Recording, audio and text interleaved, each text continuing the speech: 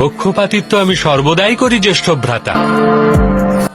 যে আমার শরণাগত হয় তাকে রক্ষা করার প্রতিশ্রুতি তো আমি সময়ের প্রারম্ভেই দিয়েছি। সবাইকে সমান দৃষ্টিতে দেখার প্রতিশ্রুতিও রয়েছে বিষ্ণু। সবাইকে সমান দৃষ্টিতেই তো দেখি আমি জ্যেষ্ঠ। ধার্মিককে তার উচিত ফল আর অধার্মিককে দণ্ড প্রদান করি, ভেদাভেদ জ্ঞান করি না।